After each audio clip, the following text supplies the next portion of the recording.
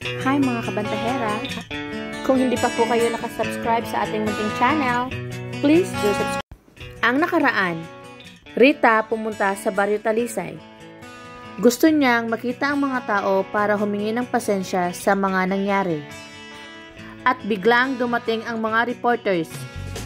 Gusto nila kunin ang panig ni Rita. Napakana din pala ito ni Olivia. Dali-daling ipinasok si Rita sa Barangay Health Center para hindi ito maabutan ng mga taga-media. Sinabi ng isang reporter na bakit hindi si Rita ang humarap sa kanila. Pakana daw ba ng kanyang asawang si Peterson para hindi masabi ang totoo. Galit na galit si Peterson na pinanood ang news sa TV. At nagtanong siya sa kay Olivia kung bakit may mga taga-media. At sinabi pa ni Peterson na delikado ang sitwasyon ni Rita kung dumugin siya ng mga taga-press. Baka kung ano ang mangyari kay Rita at sa dinadala nito. Natahimik sina Olivia sa sinabi ni Peterson. Balik sa Barrio Talisay, gustong makontak ni Rita si Peterson pero wala itong signal.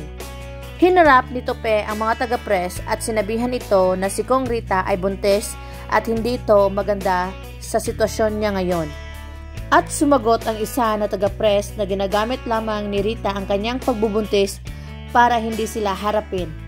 Galit na galit si Raymond na nag-react sa mga sinasabi ng isang reporter. Gusto niyang labasin ang mga reporter pero sinaway siya ni Rita at nakinig naman ito. Sinagot ni Tope ang isang reporter na nagsabi na alibay lang ang pagbubuntis ni Rita. Sinabi ni Tope na si Rita ay isang mabuting tao na binoto ng mga taga-Talisay. Si Tope ay nagpakilala sa press at sinabi nito na siya ang nagreklamo sa ginawang panglalason sa ilog ng Talisay. Gusto niya daw na managot ang mga taong gumawa ng paglason ng tubig sa Barrio Talisay. Nasanhi ng kamatayan at pagkasakit ng mga tao doon. Sinabi pa ni Tope na hindi pwedeng isakripisyo ang buhay ng mga tao dahil lang sa kasakiman ng pera. Na lumalaban pa rin siya kahit daw mababangga niya ang katulad ni na Peterson at Olivia Alvarez na mga makapangyarihan. Ipinagtanggol naman ni Tope si Rita sa mga taga-press. Sinabi nito na si Kong Rita ay iba sa kanyang biyanan at sa kanyang asawa. Idiniin ni Tope na iba si Rita makatangay. Si Rita makatangay daw ay isang nurse na may malasakit sa kapwa. Naiiyak lang ito pag namatayan ng pasyente. Idinagdag pa ni Tope na si Rita ay isang taong kahit napapahamak ay tutulong pa rin. At sinabi ni Tope na yan ang dahilan kung bakit si Rita ay nasa pwesto, wala ng iba. Si Rita ay nakikinig sa may bintana ng health center na umiiyak. Galit si Olivia na pinatay ang TV at sinabi ni Peterson na nakita na nila ang ginawa nila. Sinisi ni Peterson ang kanyang ina. Habang umiinom, kausap ni Peterson ang kanyang kaibigang abogado at sinabi niya sinigurado na lang sana niya na walang press na dumating para hindi makapagsalita si Tope. Sinagot ng kaibigan ni Peterson na hindi niya naman alam na gagawin iyon ng kanyang ina na magpadala ng press. At sinabi pa na naging mas bodyguard pa si Tope kaysa kay Brian na kasama ni Rita. Sinabi pa ni Peterson sa kanyang kaibigan na makakuha lang ng oportunidad si Doc Tope ay papapil at papapil kay Rita. At napipiko na sabi ni Peterson na hindi niya masabi-sabi kay Rita dahil baka sabihin daw ni Rita na walang tiwala ito sa kanya. Kaya wala daw siya itong choice, hindi siya pwedeng maging mahina. At biglang hinagis ang kanyang basong hinahawakan. Gabi na nang nakalabas si Rita sa health center at nasa labas na naghihintay ang mga taga-Barrio Talisay. Tinawag ni Rita si Tope at sinabing nagpapasalamat ito sa lahat ng kanyang ginawa. At sinabihan siya ni Tope na ginawa niya lang kung ano ang tama. Tinanong din siya ni Rita tungkol sa reklamo sa kanya ng isang pasyente. At sinabi ni Tope na okay na at inatras na ito ang kaso. Sinasabi ni Rita sa kanyang isip habang kaharap niya si Tope na matibay ang ebidensya na justice will prevail. Lalabas ang katotohanan. Nagpaalam si Rita kina Tope at sinabi ni Tope na ang pagpunta niya sa Barrio Talisay ay appreciated ng mga tao Kinausap rin si Rita ni Cap Apple at sinabihan nito na kung pwede daw silang magpa-picture.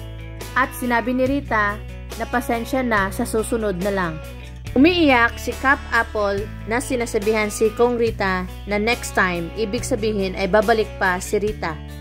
Sinabi ni Rita na babalik siya at niyakap sina Cap Apple at Simon at ang iba pang mga kababayan habang sila ay umiiyak. Sinabihan ni Tupe sina Maggie at Raymond na bantayan si Rita.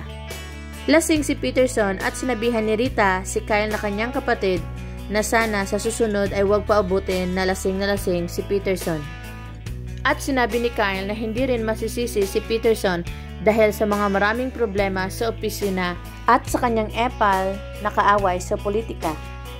Habang tinatanggal ni Rita ang sapatos ni Peterson, nagsasabi itong huwag siyang galawin.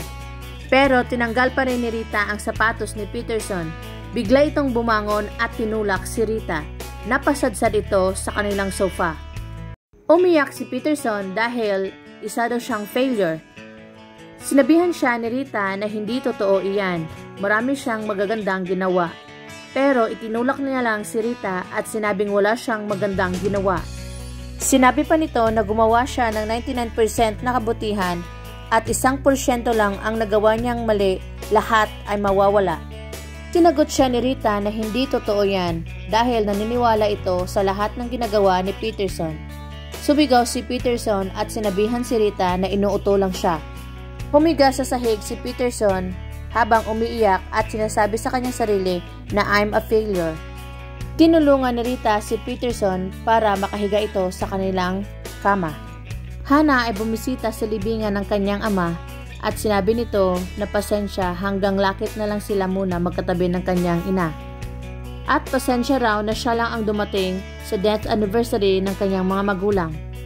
Habang nililinis ni Hana ang libingan ng kanyang ama, napatingin siya sa may puno ng kahoy at nakita niya doon si Kiko.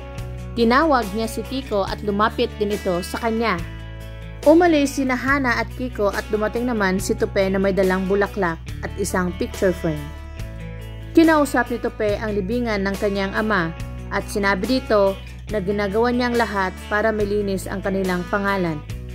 At ipinakilala ni Tupe sa kanyang ama ang litrato ng libingan ni Margaret. Sinabi pa ni Tupe na nagpapasalamat siya sa kanyang ama dahil niligtas ito nung gabing binugbog siya. At humingi siya ng paumanhin dahil hindi daw ito naalagaan ang kanyang ina. Umiiyak si Tupe habang ipinapangako sa kanyang ama na hindi niya pababayaan ang kanyang kapatid na si Hana. Nagising si Tupe sa malakas na katok ni Simon.